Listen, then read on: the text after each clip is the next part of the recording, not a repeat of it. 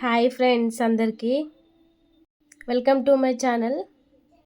Thumbnail చూసుంటే మీకు ముందుగానే అర్థమై ఉంటుంది. ఈరోజు వ్లాగ్ వచ్చేసి టేస్టీగా, హెల్తీగా, సింపుల్గా బ్రేక్ఫాస్ట్లోకి పోహా ఎలా ప్రిపేర్ చేసుకోవాలో చూసేద్దాం. ఈ పోహా నాకు, మా వారికి, మా పిల్లలకి చాలా ఇష్టం అండి. చాలా ఇష్టంగా తింటాం. ఎక్కువ బ్రేక్ఫాస్ట్లోకి ఇదే నేను బాగా చేస్తానండి.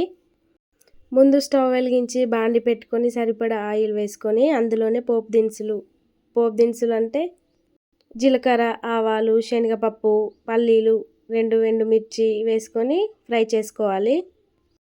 ఇది నా ఫస్ట్ టైం లాంగ్ వీడియో అండి. ఎవరైనా కొత్తగా నా ఛానల్ను చూస్తున్నవారైతే సబ్స్క్రైబ్ చేసి లైక్ చేసుకోండి, కొంచెం సపోర్ట్ చేయండి. పోపు దోరగా వేగిన తర్వాత సన్నగా కట్ చేసి పెట్టుకున్న ఉల్లిపాయ ముక్కలు వేసుకొని ఫ్రై చేసుకోవాలి. వంట చేస్తున్నప్పుడు గరిటె పట్టుకొని ఇలా కలుపుతూనే ఉండాలి. కలపడంలోనే ఉంటుందండి వంట అనేది, ఆ టేస్ట్ అనేది బాగా వస్తుంది. ఉల్లిపాయ ముక్కలు వేగిన తర్వాత సన్నగా కట్ చేసి పెట్టుకున్న పచ్చిమిర్చి ముక్కలను వేసుకొని కలుపుకోవాలి. పచ్చిమిర్చి కొంచెం స్పైసీగా ఉందండి. మా పిల్లలు ఎక్కువ స్పైసీ తినరని నేను కొంచెమే పచ్చిమిర్చి కట్ చేసి వేసుకున్నానండి.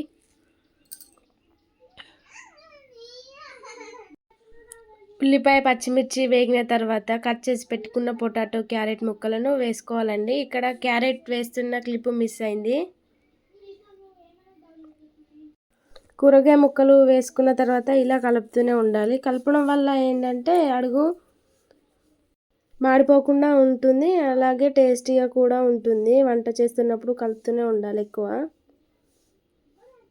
ఎవరో ఏదో అంటున్నారని మనం ఎందుకు బాధపడతాం చెప్పండి. మనం చేసే పనిని చేసుకుంటూ పోవడమే జీవితం.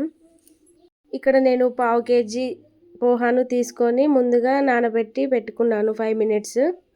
పోపు వేగిన తర్వాత పోపులో కొద్దిగా 1/2 teaspoon పసుపు వేసుకొని కలుపుకోవాలి.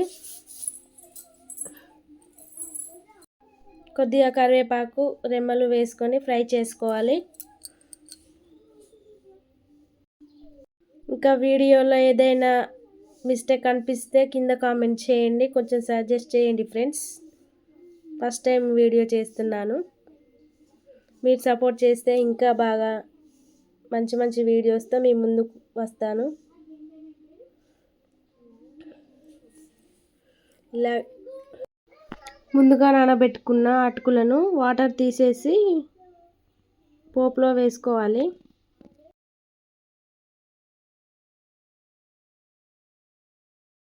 నానబెట్టుకున్న అటుకులను పోపు చేసిన గిన్నెలో వేసుకొని బాగా కలుపుకోవాలి.